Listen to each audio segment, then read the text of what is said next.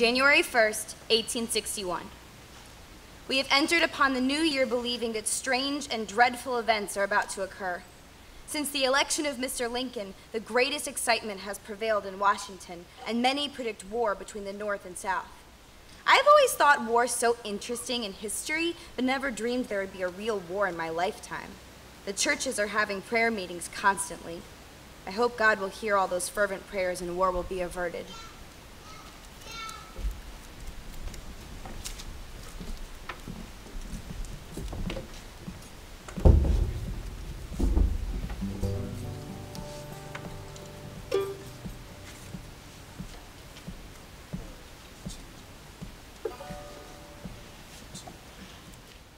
I put my knapsack on my back, rifle on my shoulder. I'm going away to Shiloh. There I'll be a soldier.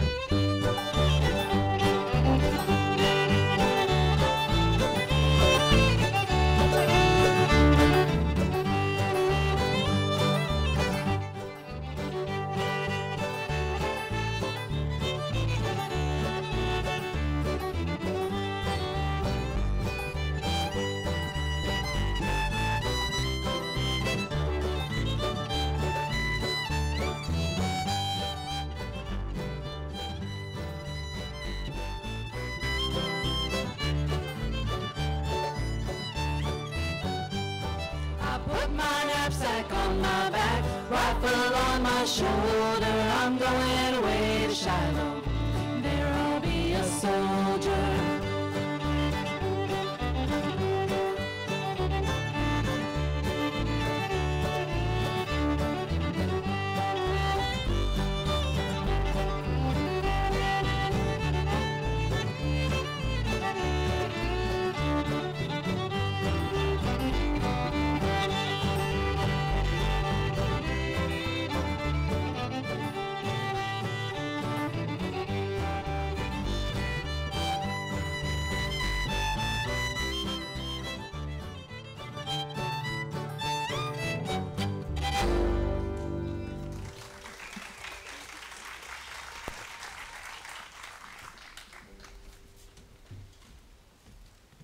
April 1861.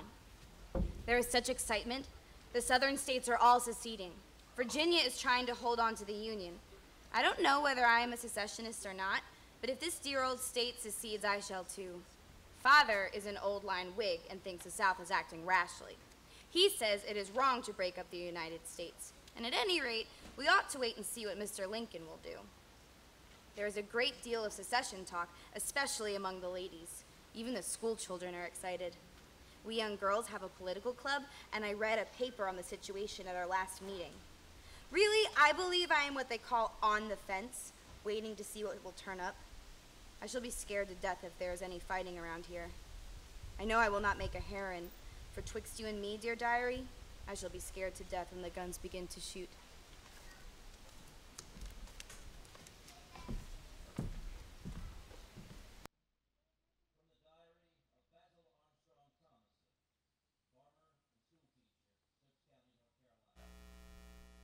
These are gloomy times, and seem to be growing darker and darker every day. Every mail brings us some bad news, news of disunion and war. 6 of the slave states have gone out of the Union, and events seem to be ripening very fast to take out the remaining 9. And is this Union to be utterly and forever destroyed? This glorious Union, the price of the blood of our fathers, is it to be abandoned as a thing of no worth? No, never give up the ship. Never, never. May 17, 1861. Virginia has at last joined the Confederacy. Our military companies are drilling all the time. The riflemen and Mount Vernon Guards look splendid in their new gray uniforms. The Warren Rifles are here too, and Colonel Ball and his cavalry are quartered right opposite our house on the southwest corner of Duke and Payne Streets.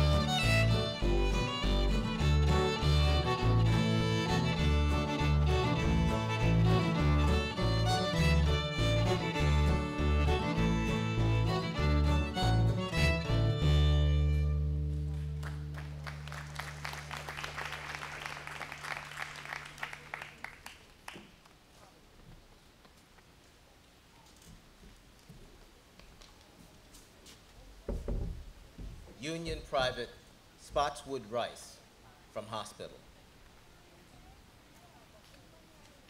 My children, I take my pen in hand to write you a few lines to let you know that I have not forgot you and that I want to see you as bad as ever. Now, my dear children, I want you to be contented with whatever may be your lots. Be assured that I will have you if it costs me my life. On the 28th of the month, 800 white and 800 black soldiers expects to start up the river to Glasgow. And above that, they are to be generaled by a general that will give me both of you. Now, don't be uneasy, my children. I expect to have you. If Diggs don't give you up, this government will. And I feel confident that I will get you. Your Miss Kitty said that I tried to steal you. But I'll let her know that God never intended for a man to steal his own flesh and blood. I once thought that I had some respect for her. But now my respect is worn out, and I have no sympathy for slaveholders. And as for her Christianity, I expect the devil has such in hell.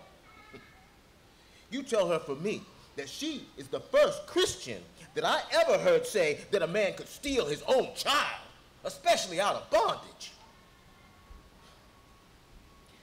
Now, my dear children, I am going to close my letter to you. Give my love to all inquiring friends. And Cora and Mary, receive the greater part of it yourselves. And please, don't think hard of me for not sending you anything. Oh, my dear children, how I do want to see you. Spotswood Rice.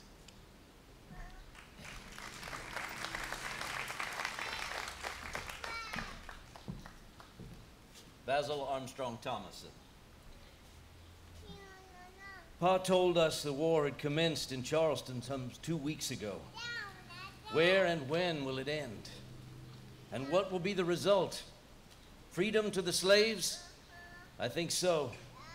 The South has commenced this war, and now I do not believe the North will ever listen to any terms of peace which do not include freedom to the slaves.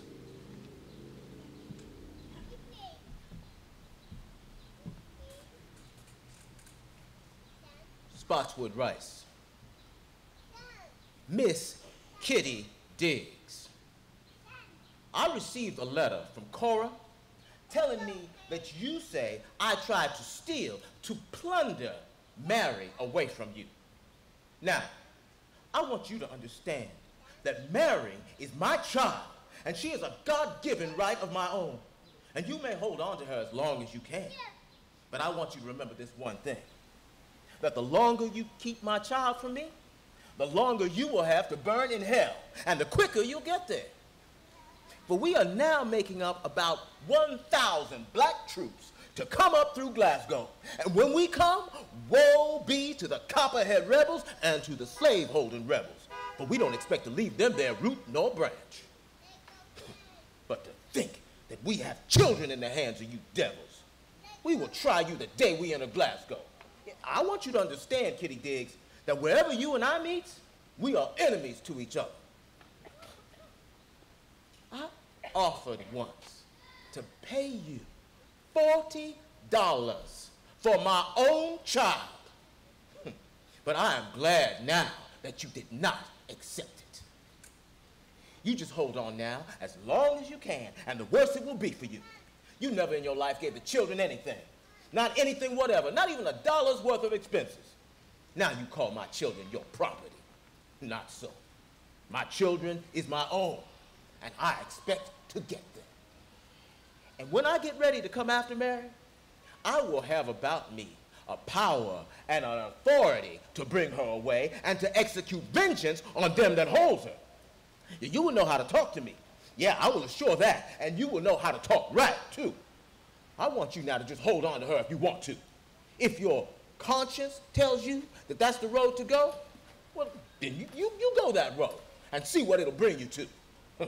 Kitty Diggs, I have no fear about getting Mary out of your hands. This whole government gives cheer to me, and you cannot help yourself. Spotswood Rice.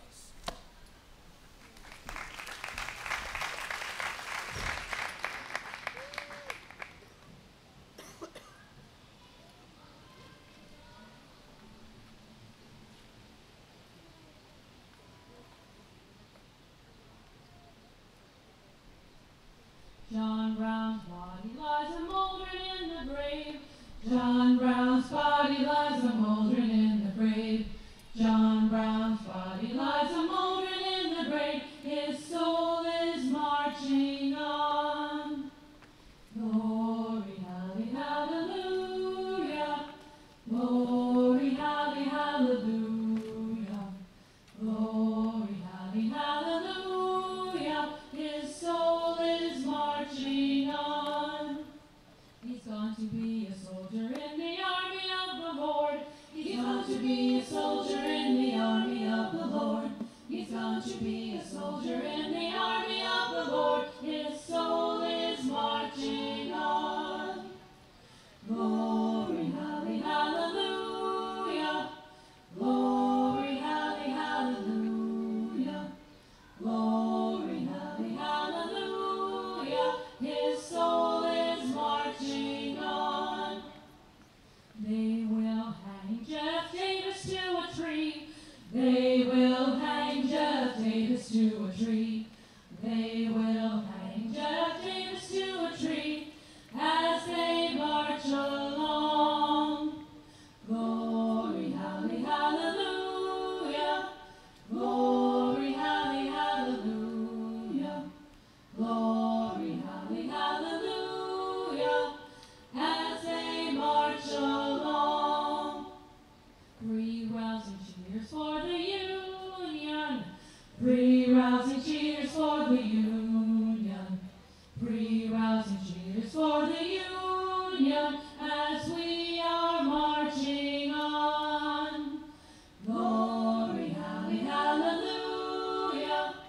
Glory, halle, hallelujah. Glory, halle, hallelujah, as we are marching on.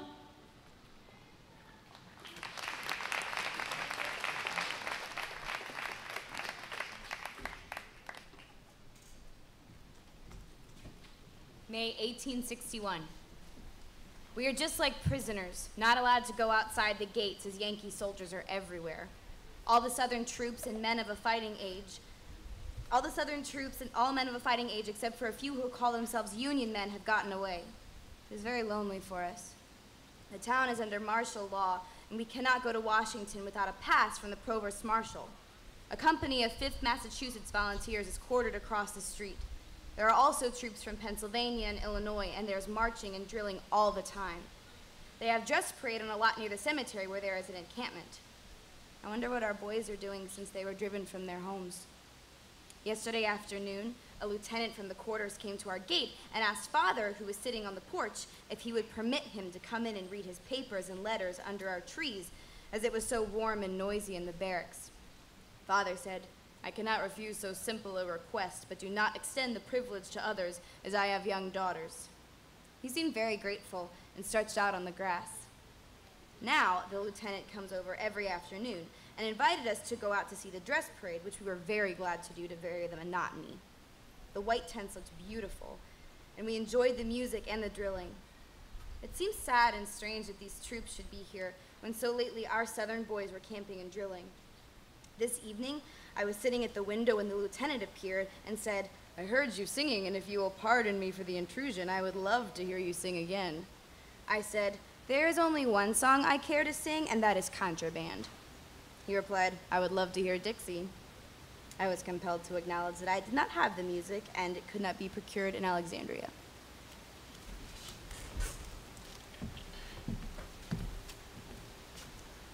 Basil Armstrong Thomason. All the talk today said we are involved in war. War is a dreadful thing, and all men ought to love and do all they could do to keep peace. Oh, that nations would learn to war no more.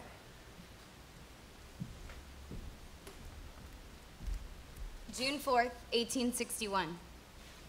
We were sitting talking with some of our neighbors this evening when the lieutenant was announced. Walking to me at the piano, he presented a roll of music saying, "I sent to Boston for Dixie and hope you will sing it for me." I thanked him and am glad to be able to sing again our dear old Southland song. When I opened the package, I found the Star-Spangled Banner also and asked the young lady to sing this sometimes written across it.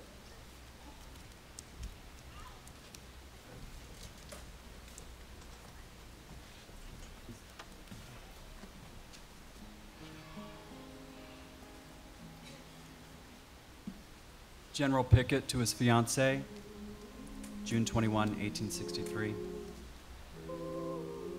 I never could quite enjoy being a conquering hero.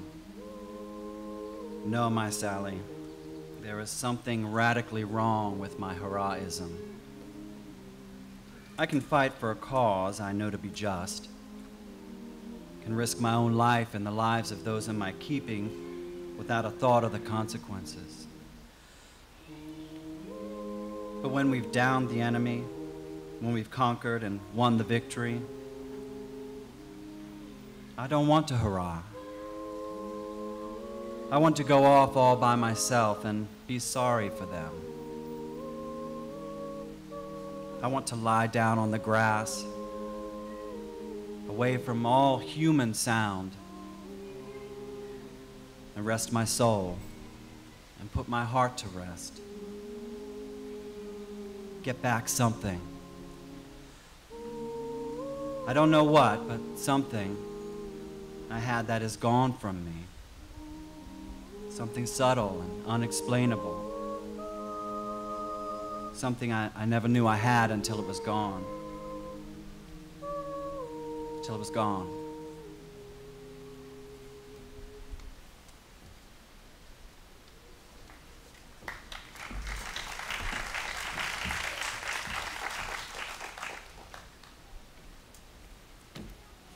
July 1861. The lieutenant asked me to make him a Confederate flag and he will call for it on his return. However, I am told that after Bull Run he took the shortest way to Washington, and I suppose he is on his way to Boston as his 6-month service has expired. I presume he will lay down his arms and fight no more against the cause in which his brother has enlisted. He certainly is a kind and courageous gentleman, and I am glad that he was one of those who escaped the bullets of the Southern Army.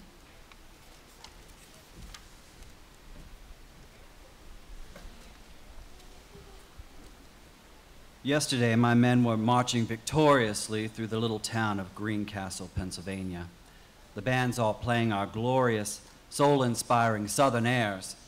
The bonnie blue flag, my Maryland, her bright smile haunts me still.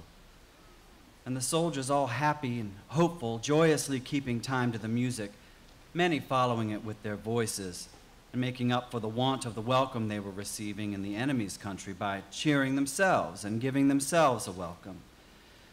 As the band, playing Dixie, passed a vine-bowered home, a young girl rushed out on the porch, waved an American flag, then either fearing that it might be taken from her or finding it too large and unwieldy, she fastened it around her as an apron and, taking hold of it on each side, waving it in defiance, called out with all of the strength of her girlish voice and all the courage her brave heart could muster, "Traitors!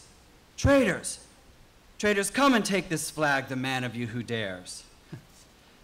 Knowing that many of my men were from a part of the country that had been within the enemy's lines, and fearing lest some of them might forget their manhood, I took off my hat and bowed to her, saluted her flag, and turned, facing the men who felt and saw my unspoken order. And don't you know that they were all Virginians and didn't forget it? And that most every man lifted his cap and cheered the little maiden who, though she kept on waving her flag, ceased calling us traitors. Till finally, letting it drop in front of her, she cried out, "Oh, I wish I had a rebel flag. I'd wave that too." The picture of that little girl in the vine-covered porch beneath the purple morning glories, with their closed lips and bowed heads, waiting and saving their prettiness and bloom for the coming morn. Of course I thought of you, my beautiful darling. For the time that little green castle Yankee girl with her beloved flag was my own promised-to-be wife, my Sally, receiving from her soldier and her soldier's soldiers the reverence and homage due her. We left that little girl, waving her flag, gathered up in her arms, almost as if too sacred to be waved now that the enemy had done it reverence. Forever your devoted soldier, George Edward Pickett.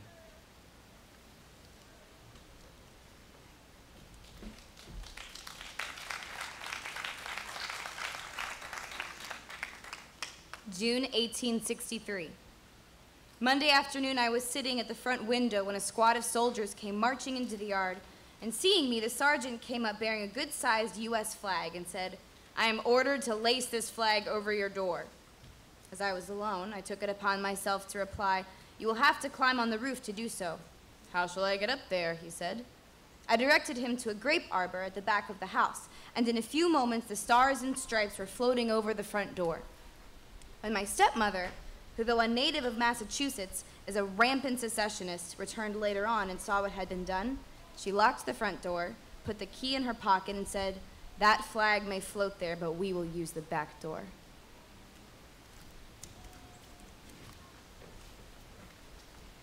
Confederate Private Zachariah Benefield to his wife. Dear beloved wife, I seat myself this morning to drop you a few lines to let you know that I was well and hoping to find you enjoying the best of health. Jane, we saw a bad time marching through the snow and rain. We marched 5 days and it snowed and rained every day. We are camped at Zollicoffer, Tennessee, 11 miles from the Virginia line. They say that the Yankees is advancing on Richmond again and we have to go defend it. We are falling back out of East Tennessee. When you hear from me again, I will be in Virginia, I reckon. Jane, we are faring very bad for something to eat. They are feeding us on oat and rye and wheat mush. It's not boiled and the chaff and bran is all in it. A man can't hardly eat it. We don't get half enough of it. We steal a little and poach a little. Can't buy nothing, our money ain't no count. Jane, this is the 5th letter I have wrote to you. Got no answer yet. I don't know what to think. Jane, you said you would write to me every day. If you have written to me, I ain't got your letters. Jane, if you know how bad I want to hear from you, you would write me. I don't know how to write. If I get a letter, I would know better how to write. I must close, so no more at present. Only remains your truly husband until death. Write soon. Goodbye. When you see this, remember me, Zachariah Benefield.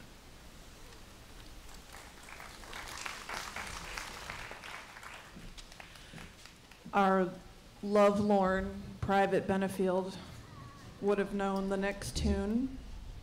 It was a song known by soldiers on both sides of the conflict, so much so that some generals banned the singing of Lorena because it was too distracting. It made the men think of their sweethearts at home. So this is called Lorena.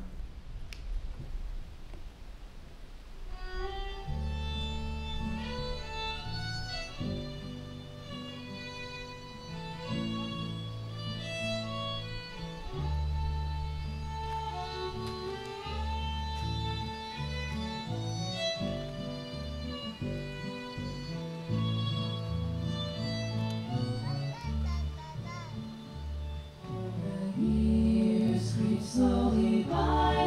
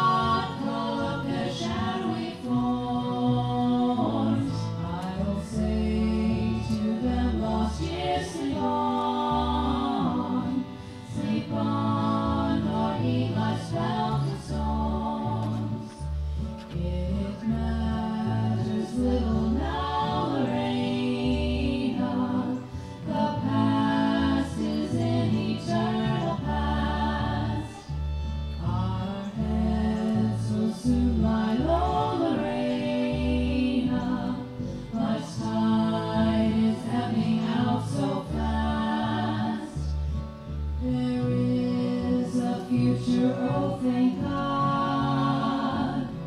Of life, this is so small a part.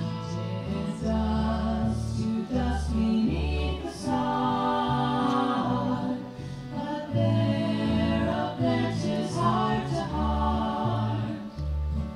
But there, up there, 'tis heart to heart. Thank you.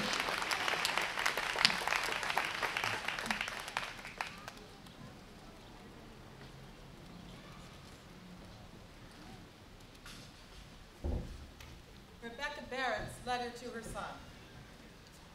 My dear son, it is with pleasure I now embrace the opportunity of penning you a few lines to inform you that I am received your most welcome letter, for I had despaired of your writing. We are both sick. Pap is prostrated on his bed and has been so for 3 months and 3 weeks.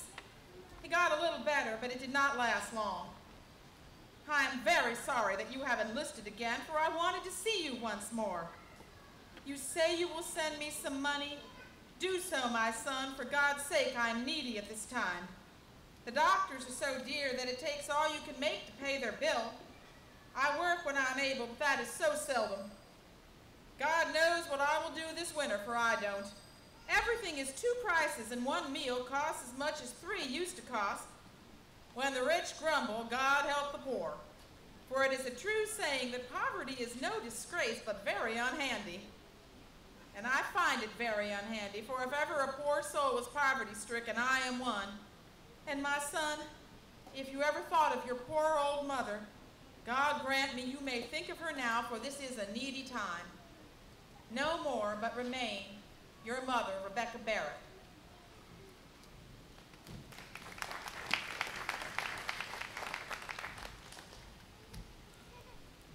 February 1864. Several boys who were too young to go before have gotten through the lines and joined the Confederate Army. I hate to see them go, as I feel the cause is already lost.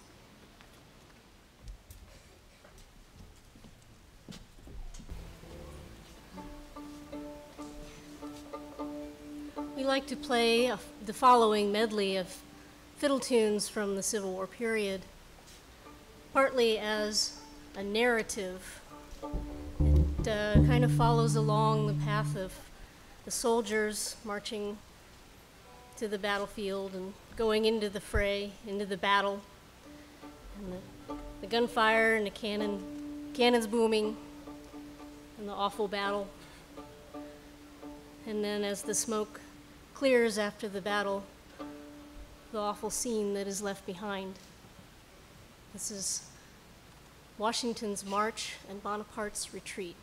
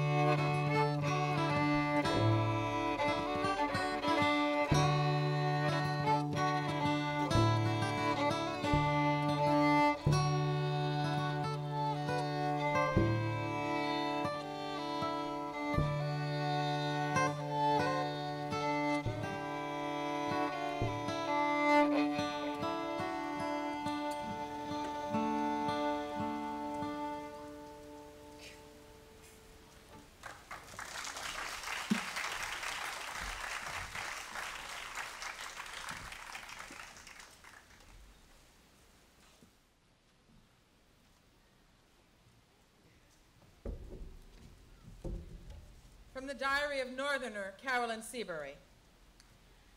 The intense heat of today and the exciting scenes with which the town is filled have left me exhausted. Too much for sleep, but with no one to share my thoughts save my pen and paper. Crowded together were about 800, eating everything, with the same clothes on in which they fought more than a week ago. Haggard, filthy beyond description, a large proportion of them with vacant, expressionless faces, with wounds whose only dressing since the battle has been the blessed rains from heaven, their hollowed cheeks and glaring eyes mutely asking relief. The good face of the doctor was seen here and there, he trying to bring some order out of utter confusion. The ladies were asked to distribute some nourishment. Here was a mere boy, grasping a piece of bread.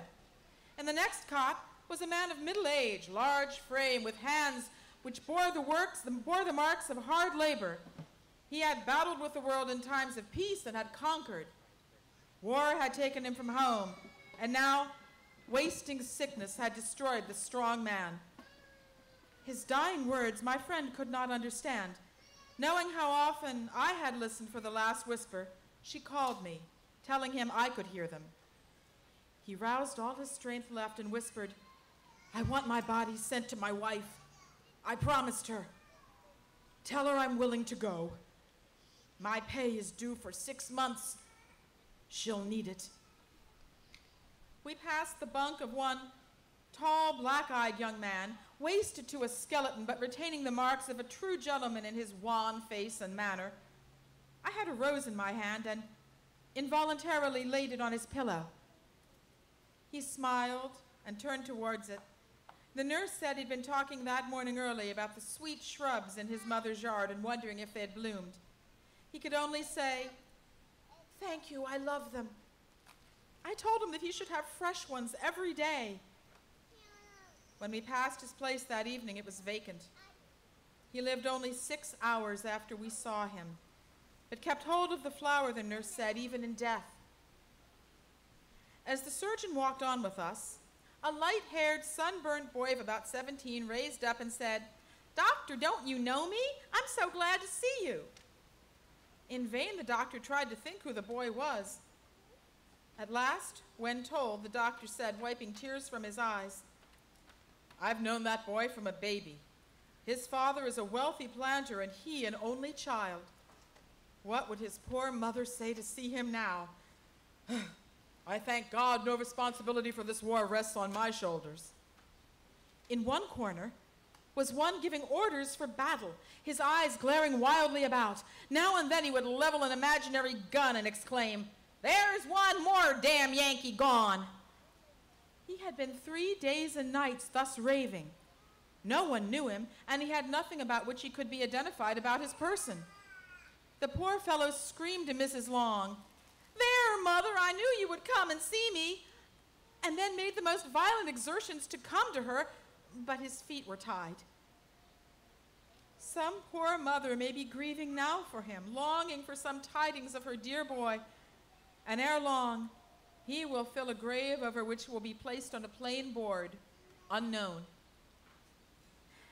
A pretty little curly-headed drummer boy looked so wishfully at us, I asked the doctor about him. "He can't speak a word of English," was the doctor's reply. "He's a French boy from New Orleans." I said only, "Avez-vous une mère?" when the child sprang up and commenced an autobiography at once. His mother was in France. She had sent him to an uncle in New Orleans for a business education. He had run away, was 15 years old, but very delicate. "Oh, mademoiselle, ma pauvre mère," he would often repeat. I told him I would send him a pretty French story to read, and he would soon get better. His tears dried away soon, and he seemed quite happy as I said, "Bonjour, je reviens une autre fois. I'll see you next time."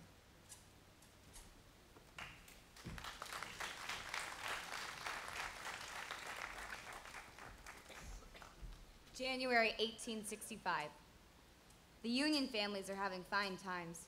There are dances and dinners and plays every day. A hop is given every Thursday evening at the Magnolia, to which I have been invited, but Father objected to my going. I really should like to go if I could, for I love dancing. If this war ever ends and our boys come home, I will make up for all these deprivations by dancing to my heart's content. The news from the South is exceedingly grave. General Grant is concentrating Union forces around Richmond, trying to force our army to surrender. The South will have to give up. Money is all gone and provisions almost exhausted. My sister's right, the conditions have become unbearable. How I wish they could get through the lines and come home.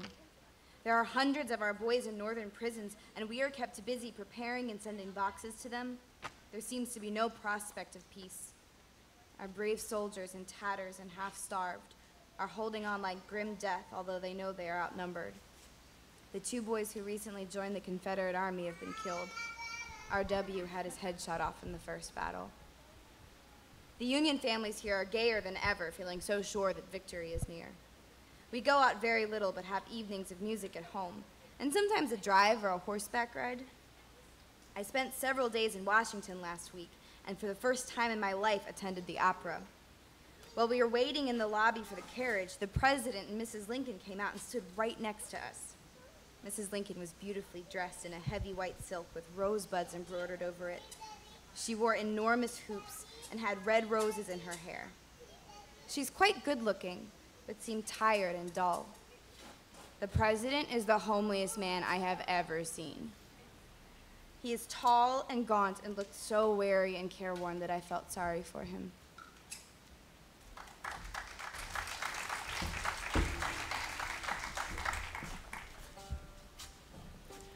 You've heard Terrence to my right tonight reading the letters of Basil Armstrong Thomason of Stokes County, North Carolina.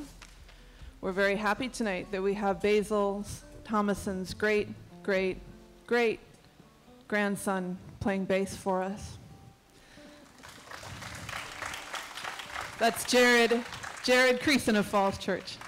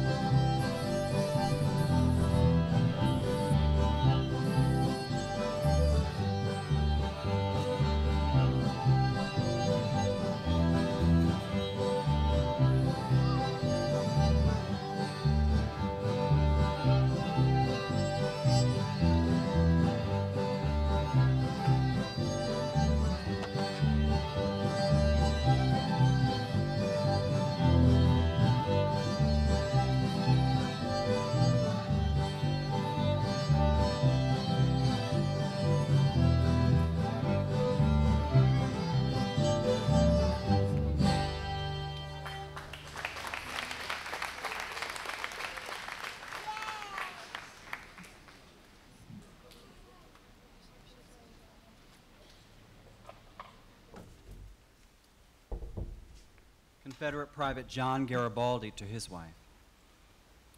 Dear wife, I received your kind and affectionate letters yesterday, which afforded a great deal of satisfaction in learning that you was well. As we were going to Romney, we passed where the Yankees had been, and I saw near all the houses had been burned up by them. The hogs stuck with the bayonet. Some shot the cattle, and the sheep were treated likewise.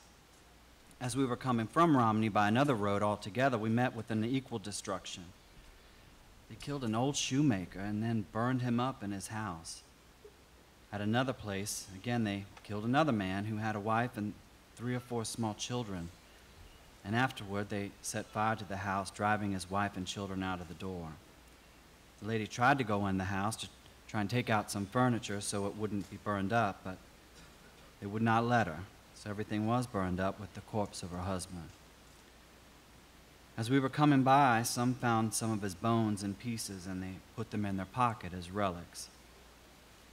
As soon as that woman saw our brigade coming, she began to cry, thinking that maybe we were Yankees. I shall finish my letter by giving you my best respects, and to all of the family also, and remain your affectionate lover until death, John Garibaldi.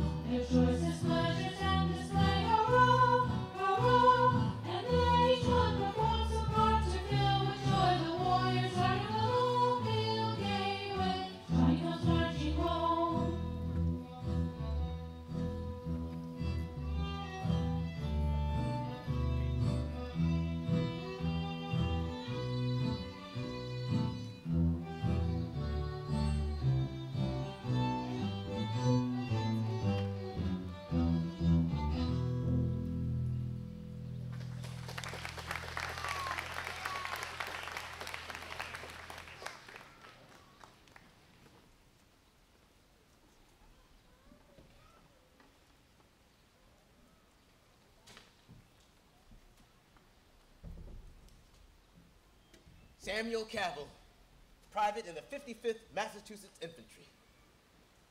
Dear wife, I have enlisted in the Army. I am now in the state of Massachusetts, but before this letter reaches you, I will be in North Carolina. And though great is the present national difficulties, yet I look forward to a brighter day when I shall have the opportunity of seeing you in the full enjoyment of freedom. Now, I would like to know if you are still in slavery. If you are, it will not be long before we shall have crushed the system that now oppresses you. For in the course of 3 months, you shall have your liberty. Great is the outpouring of colored people that is now rallying with the hearts of lions against that very curse that has separated you and me. Yet, we shall meet again. And oh, what a happy time that will be when this ungodly rebellion shall be put down and the curses of our land is trampled under our feet. I am a soldier now, and I shall use my utmost endeavor to strike at the rebellion and the heart of this system that has so long kept us in chains. Remain your own affectionate husband, Until death, Samuel Cabell.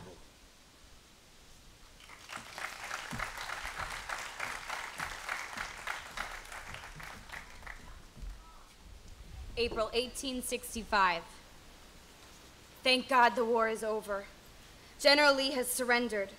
The cause so bravely fought for is lost, and with aching hearts and shattered hopes, the few of us who are left can return to their homes and commence another battle, that for existence. How many will find their homes have been confiscated or destroyed and their families scattered?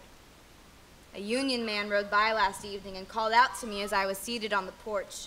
Have you heard the news? Lee has surrendered. I felt like hurling a rock at him. No gentleman would be guilty of exulting over a defeated cause to one who sympathized with it.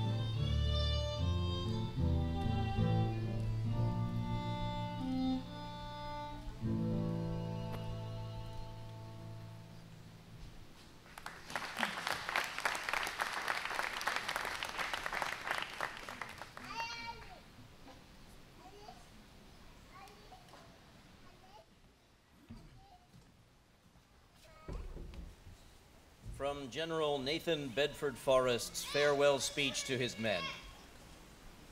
It is a clear fact that we are beaten. We would be foolish to try to fight further. The government which we tried to establish is at an end.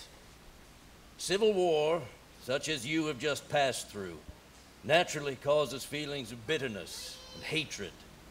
We must put these feelings aside. Whatever your responsibilities may be, meet them like men. You have been good soldiers. You can be good citizens.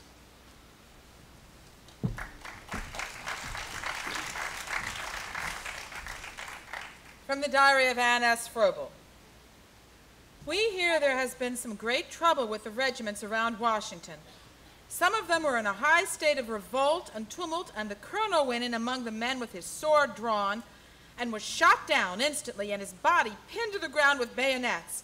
And 3 or 4 of the other officers were killed before the riot was quelled. This circumstance was mentioned to our guard. "Oh," he said, "that was nothing. Such scenes are of almost daily occurrence."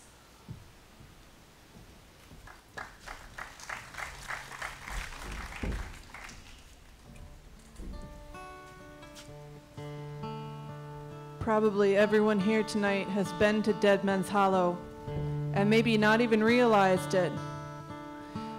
Today it has a different name, this neighborhood. Does anyone know the name of Dead Men's Hollow today?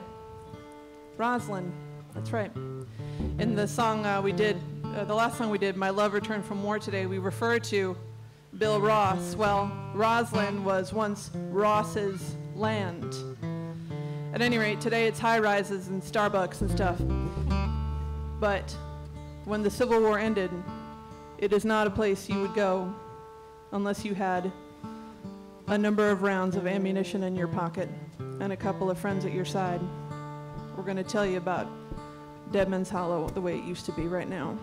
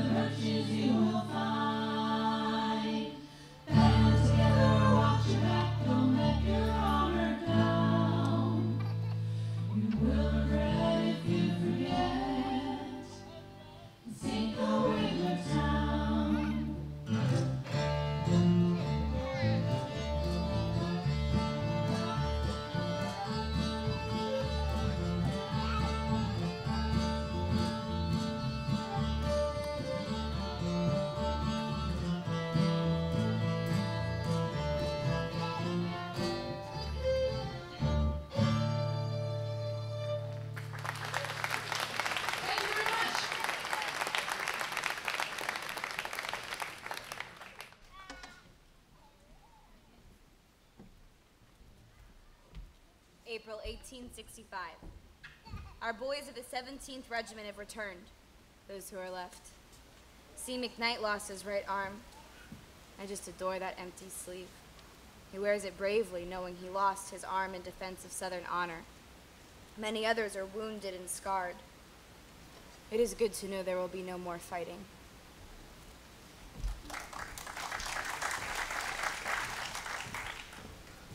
Anna Froebel. We walked to Mr. Fairfax's today to try to get someone to cut a little grass for hay, and was shocked to hear there was none to cut. Mr. F. says the northern officers have stolen all the horses in the country and now have to steal enough to support them, and all the grass that the black cow has not eaten has been cut away and fed to them. Oh, me, where will our losses end? What a prospect before us for next winter.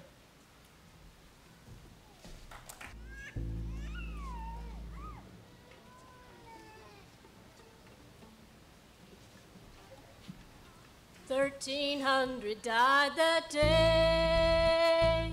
It took 10 good men just to dig the grave. They buried them shallow, they buried them deep. They buried them next to Dry Run Creek. And their mamas cried.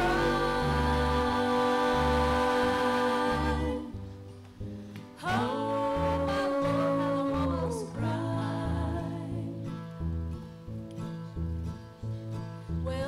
Just blue and they weren't just gray. Death took no sides when it came that day. They laid them out side by each. They placed no stone at their head or feet. And their mamas cried. Oh.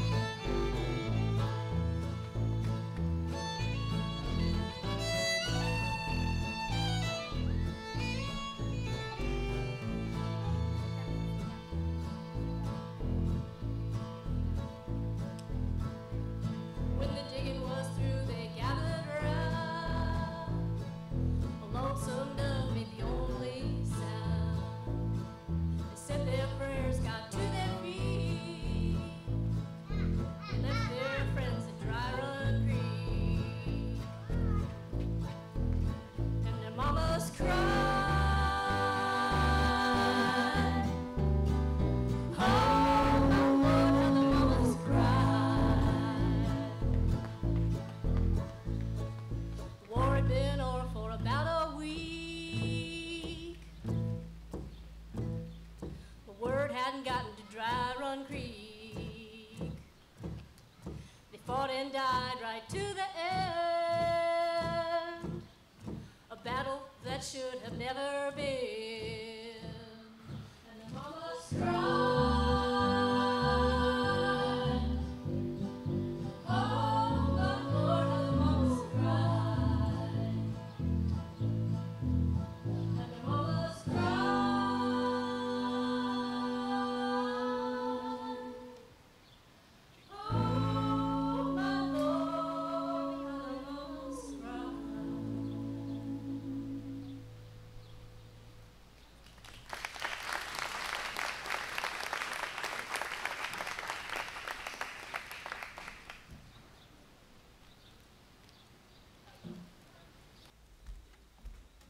May 1865. My sisters are here, and the stories of their experiences during the 4 years of war would fill volumes. Booth, the assassin of the president, passed through Cloverdale, my brother-in-law's plantation, and sent for him to dress his wounds. He was not at home, else he would have responded not knowing who it was. I went with a friend to Washington to see the review of the Grand Army before it was mustered out. It was a magnificent sight. Thousands and thousands of soldiers in bright uniforms, with many bands playing patriotic airs, made a scene never to be forgotten. Of course, I could not feel any enthusiasm or join in the cheering, although my escort was a federal officer. My thoughts were with those others who had fought just as bravely and lost, and of those fallen ones sleeping peacefully in the fields of battle.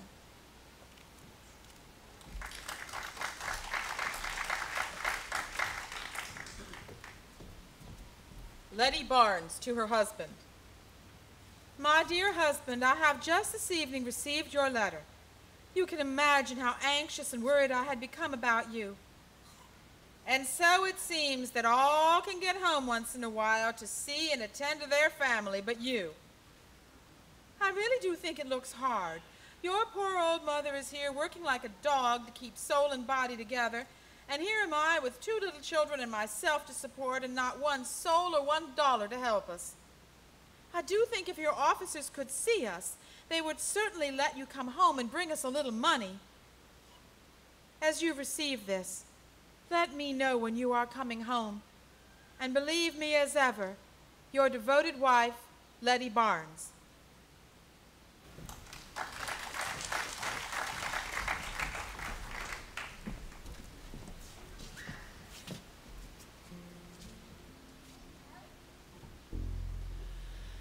In the grim and final hour of the war between the states, he'd had enough of dying, all the grief that he could take.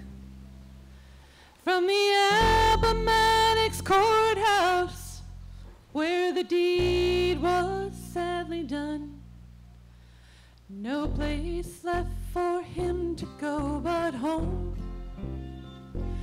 He walked all the way home to Southampton County, carried all he owned, tried to forget, wearing sadness like a mantle for the friends he lost in vain.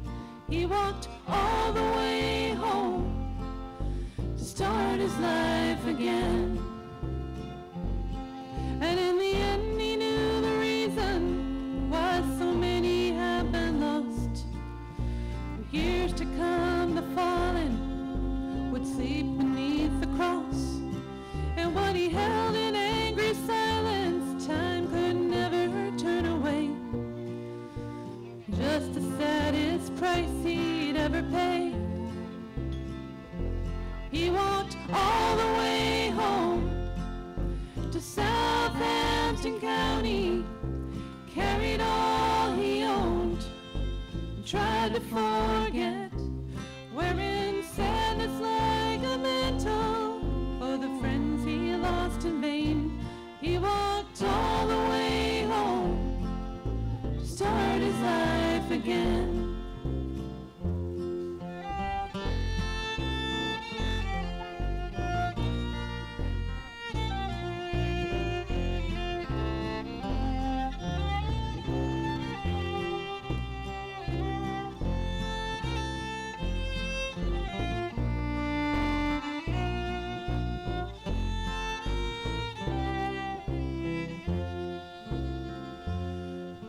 He stopped to take some water from a little roadside place.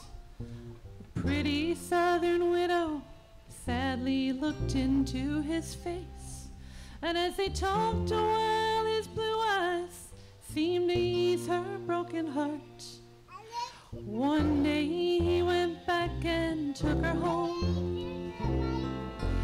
They walked all the way home to Southampton County, carried all they owned, and tried to forget, wearing sadness like a mantle for the friends they lost in vain.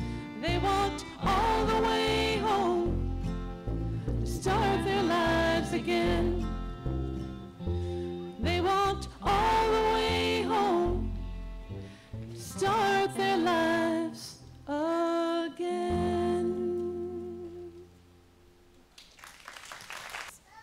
He has only some Confederate paper money, but it is entirely useless to him. He is hoping and expecting to get an engineership on some railroad, and hopes it may not be very long until he has an opportunity of coming home to us in Virginia.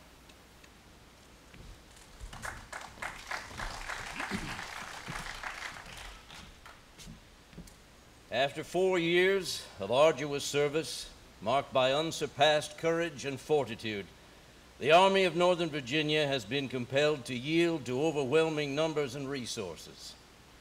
I need not tell the survivors of so many hard-fought battles who have remained steadfast to the last that I have consented to this result through no distrust of them, but feeling that valor and devotion could accomplish nothing that would compensate for the loss that would have attended the continuance of the contest. I determined to avoid the useless sacrifice of those whose past services have endeared them to their countrymen. By the terms of the agreement, officers and men can return to their homes and remain until exchanged. You will take with you the satisfaction that proceeds from consciousness of duty faithfully performed, and I earnestly pray that a merciful God will extend to you his blessing and protection. With an unceasing admiration of your constancy and devotion to your country, and a grateful remembrance for your kind and generous consideration for myself, I bid you an affectionate farewell. R.E. Lee, General.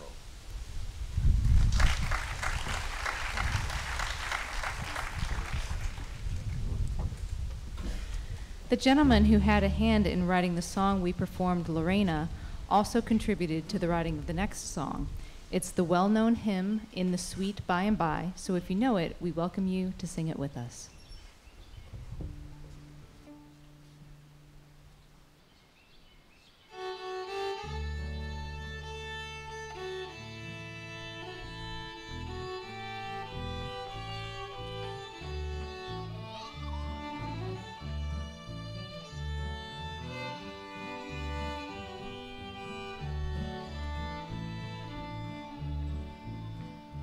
There's a land that is fairer than day, and by faith we can see it afar.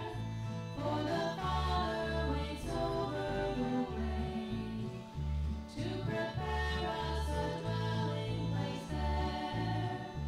In the sweet by and by, we shall meet on that beautiful shore. In the sweet by and by, we shall meet on that beautiful shore. We shall sing on that beautiful shore the melodious songs of the blessed, and our spirits shall sorrow no more. Not a sigh for the blessing of rest. In the sweet by and by, we shall meet on that beautiful shore. In the sweet by and by, we shall meet on that beautiful shore.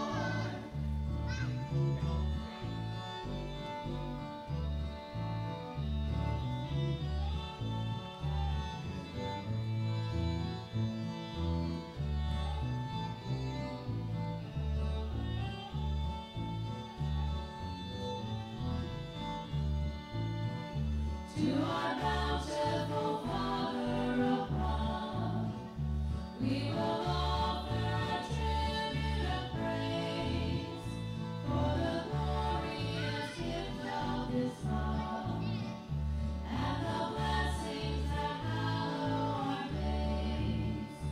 In the sweet by and by, we shall meet on that beautiful shore.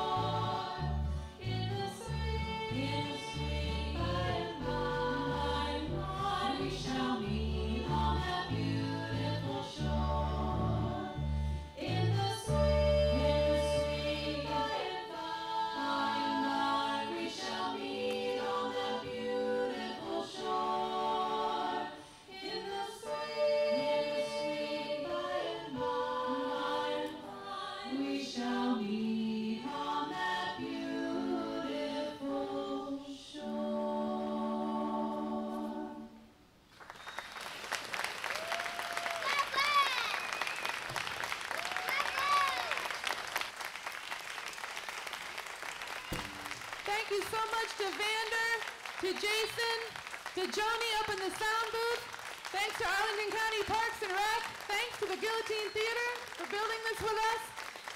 Thanks to all of you for coming out tonight and spending some of your very sweaty July 13th with us.